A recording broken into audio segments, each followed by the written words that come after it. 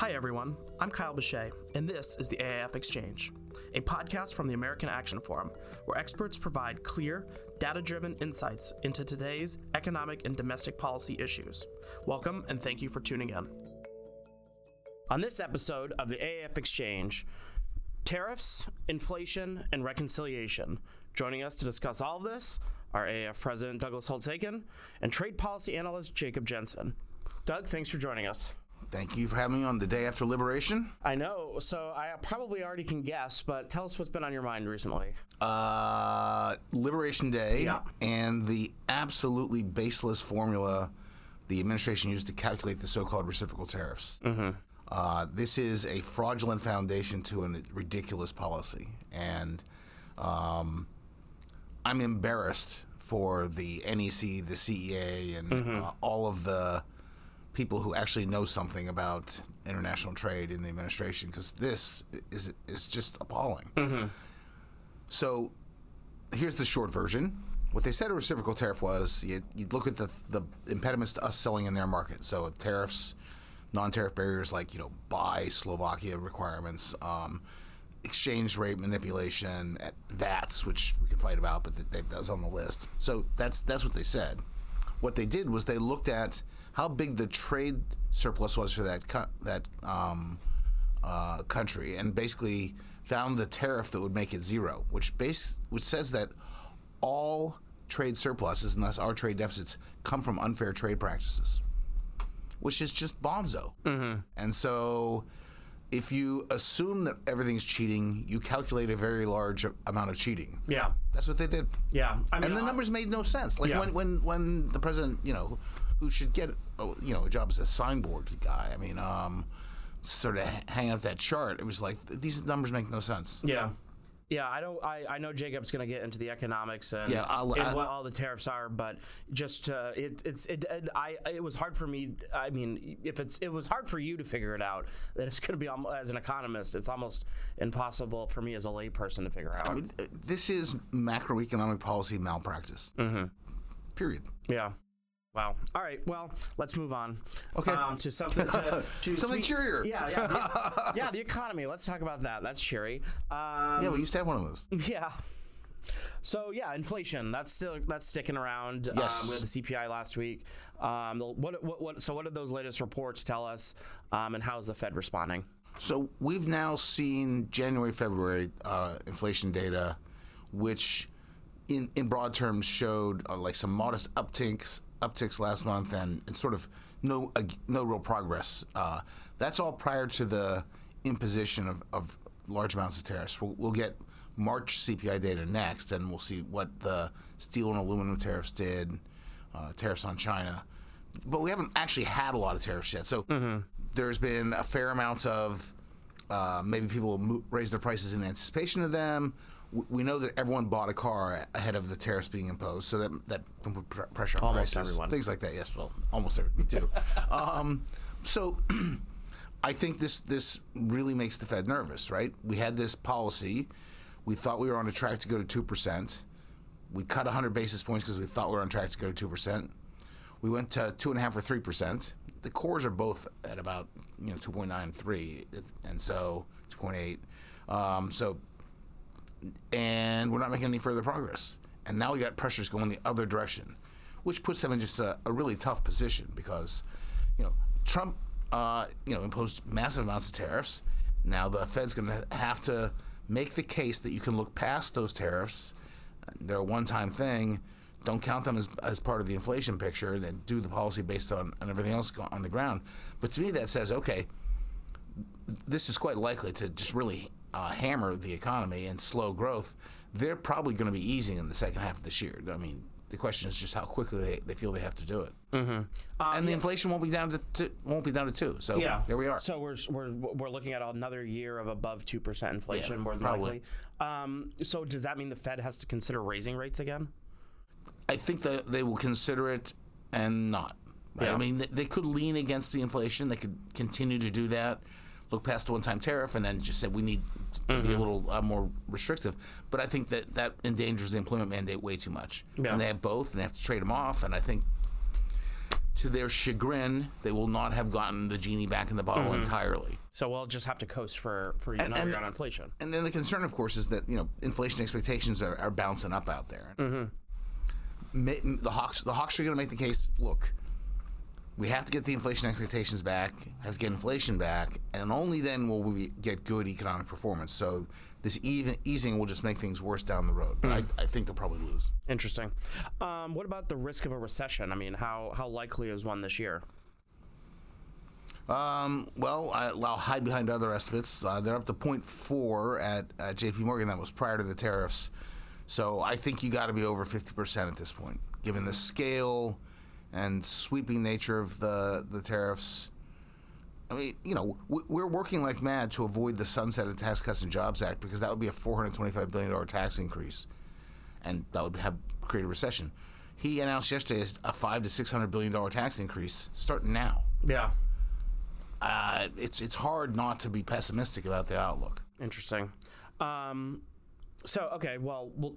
This week we'll learn, of course, what March employment looked like. Yes, that's tomorrow. What might we learn? I think all the indicators are that it'll be okay. We got the ADP as 155,000. The ISM showed a modest decline in the employment index. There aren't that many people employed in the manufacturing sector. So I think another 100,000 to 150,000 odd jobs probably in the cards. Unemployment rate remains low. We have seen no sharp spike in UI claims. So the economy has noticeably slowed, sentiment's down, all of that. But we're not in a recession now. Yeah. We're just running the very, very large risk of going into one. So basically what my feeling is that there's just not a lot of job openings. There's not a lot of upward, mobility. You can't go. Yeah, no, I mean, Chair Powell said it best. He goes, if you got a job, you're keeping it. But if you're looking for one, you're not getting it. Yeah. And then so that's sort of where the labor market's been for a while. Interesting. All right, well, let's turn to another fun topic, Congress, and the reconciliation process is moving on. And we have the quote unquote pay fors coming up, specifically reforms to the large health entitlements. Would you walk us through what to expect on the healthcare front? So in general, my deep belief is that when you start doing policy, health policy in particular, for budgetary purposes, you usually make mistakes. And because it's really easy to save money in health. Don't cover anything. Yeah. It doesn't give you great health outcomes, unfortunately. So budgetary health and good policy health are often really at odds. I'm worried about how the dynamic here. So we know that, for example, the Energy and Commerce Committee got this $880 billion instruction to cut spending. And if you just look at the things they have in the jurisdiction, the only place where there's that much money is in Medicaid, or even close to that. So the presumption was they're going to cut Medicaid, and then the president said Medicaid's off the table. So, and Medicare and Social Security are off the table. So where are they going to go? Well, I'm afraid that they will start turning things that really are benefits to beneficiaries into either waste or fraud or something like that. So go to Medicare Advantage. MedPAC has a report out that Medicare Advantage spends 23% more on a patient than fee-for-service. I view that as a essentially empty observation. They are not the same delivery systems. They don't even bother to measure outcomes in fee-for-service. So we have no idea what we're getting. But you could just take that number and say, okay, well, that's waste. 23% waste. Okay, so we'll just cut that out of Medicare Advantage. Well, if you do that, the money's got to come from somewhere. They're just going to raise premiums. Oh, so that's how we're solving the pay fors. We're going to have the seniors pay for it in premiums every month. Yeah. No. So that's a political nightmare. Yeah. So that's where they are. I mean, we're going to have some things where you just are sort of pursuing bad ideas, and we'll see what happens. Yeah. I'm concerned about that. The other bad idea mistake you've argued about is the elimination of sea salt. Oh, yes. Now you just want me to have a coronary here. Well, we started off hot with the tariffs, so might as well just keep it going and just get it all out now. Okay. What is this tax provision, and why are you concerned? This is the deductibility of state and local taxes by corporations, businesses in general. So the political thinking has been, okay, so if we're going to take the SALT cap, the individual's ability to deduct state and local taxes, and move it up so we lose some money, we'll recoup it by having sea salt cap and limit them. And somehow that's okay. There's this pairing. And some analysts have even bought into, well, it's okay if they cap sea salt as long as they use the money for business provisions. No. Full no to both. When you measure income, you look at revenue minus all of the costs of earning that revenue, including taxes paid to state and local governments for the roads and the sewers and the other infrastructure. I mean, that's accurate measurement. This is just measuring things right, and then you tax it. To cap it is to deliberately mismeasure income and to, in a backdoor way, raise the tax rate on corporations and other businesses. There's been a pretty widespread agreement we're not raising the corporate tax rate, but this would. So what's up? It makes no tax policy sense, and it's just playing games and hiding behind the numbers, and I just don't like it. Yeah, I know a lot of this is because, like, I think you've said this before, they're trying to equate it to the SALT. Yeah. No, I mean, it's a completely different animal, right? SALT is about the fact that, when I lived in upstate New York and paid a lot of property taxes, many of them went for the municipal pool, which had the municipal golf course, which had the municipal workout room, which is just a private health club being paid for by the municipality, and I get to deduct the cost of it. I don't get to deduct the cost if I just join a private health club. Yeah. So the idea is cut off that consumption of state local services by individuals. That's what they're paying for. They're paying for the schools, they're paying for the health clubs, all that stuff. That's a different animal than cost of doing business. Right. Well, I'd like to deduct my golf membership, but unfortunately, that's we had a $1.8 trillion deficit last year, Kyle, and I know how much you golf. Well, that's fair enough. All right, we've been pretty negative today, but so on a happy note, baseball season's back. I mean, I'm happy about it. I hope you are. Oh yeah, the Pirates are going to kill it. Meaning my interest in baseball. Well, they're still one of the great young pitchers in the game. Yeah, fun to watch. He's just unbelievable. He's going for something. He's going for greatness, and he's all halfway there already. And it's fun to watch. Year two. It is fun to watch. It's fun to watch. Yeah, the Red Sox have given me a lot of hope, so that means there's going to be a lot of heartbreak. That just means it's April. All right, Doug, thanks for joining us. Thank you. Jacob, welcome back. Great to be back. Happy post-Liberation Day. You and Doug had both the same happy greetings, but yeah, you've been a busy man the last last 24 hours. Yeah, I've been up for a while running the numbers. Well, let's get into some of those numbers. Yeah. So President Trump obviously announced his Liberation Day tariffs yesterday. What happened? Were there any surprises? Yeah, I'd say it was a major surprise. It kind of beat all previous estimates on what was going to happen that day.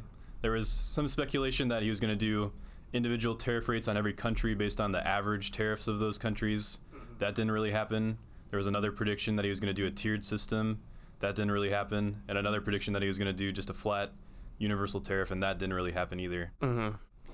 He did do individual tariffs on every country, but a lot of these tariffs are 30% plus because he's trying to factor in non-tariff barriers. So it beat expectations all across the board. So it's basically the scope of this is a lot bigger than you had originally anticipated, right? I don't think anyone did. Yeah. So and a lot of a lot of those tariffs that he announced yesterday too are on top of what tariffs have already been implemented, right? Right. So there's already the 20% on China, and this additional 34% means Chinese tariff rates are going to be 54% on most imports from China. That's fun. Yeah, never heard of in history. It's certainly, yeah. What will the impact of these tariffs be? Well, it's going to cost U.S. consumers and businesses a whole lot more every year. There's a lot of talk that this is one of the largest tax increases in U.S. history. And from what I've found, this is going to cost U.S. consumers anywhere between $300 billion annually to up to almost $400 billion. Just these tariffs alone announced the other day. Yeah, I mean, it's interesting because Doug has made this reference before that not one country can build the iPhone, right? So like it's just as simple as something as your iPhone, something that I would say most Americans use every day. Like you have to use other countries, and that's going to require trade with those countries to build. Exactly. Supply chains are very complex. A lot of goods made in the U.S. require inputs from all other countries. So. Those American-made goods are also going to probably increase in price. Interesting, yeah, and that, not to mention food and aluminum, and he's mentioned pharmaceuticals as well. I mean, those are all things that. Yeah, that's an interesting point. Actually, there were some exemptions in the executive order for lumber, copper, pharmaceuticals, and semiconductors. But if you notice, these are all industries and sectors that he's previously mentioned he wants to do separate tariffs on. So expect more tariffs in the future. Yeah. Wow. Okay. So I mean, what's the goal with these tariffs? I mean, the administration has to have something. We've heard a couple of different goals, I think. But so lay those out for us, and then what comes next? Well, the rationale behind these tariffs was that it was a national security threat that the U.S. had such a large trade deficit, and so that justified the use of the International Emergency Economic Powers Act, the IEEPA tariffs, which we've seen before. I guess the goal of this is to bring back manufacturing jobs to the United States, reduce trade deficits, things of that nature, and potentially raise revenue. Yeah. So, I mean, how do these tariffs go away at some point, or do they, or is that even the plan? It's really unknown if that is a plan, if this is a negotiating tactic or not. It hasn't been outlined. Israel, for example, they reduced all tariffs, and so did Vietnam, yet they still got hit with reciprocal tariffs. So no one really knows whether this is a negotiating tactic or not. Interesting. Well, Jacob, I'm sure that this conversation's not over, and you're going to have a lot more to say on this. I know you're probably working on a few insights or pieces now, so I'll let you get back to that. Great. Thank you. Thanks for coming on. I hope you enjoyed this conversation. Tune back in for our next episode, where our experts will provide clear, data-driven insights into today's economic and domestic issues. I'd also encourage you to check out any of the links in our show notes, and also follow us on social media to learn more about AAF. Don't forget to subscribe on iTunes, Spotify, or Google Play.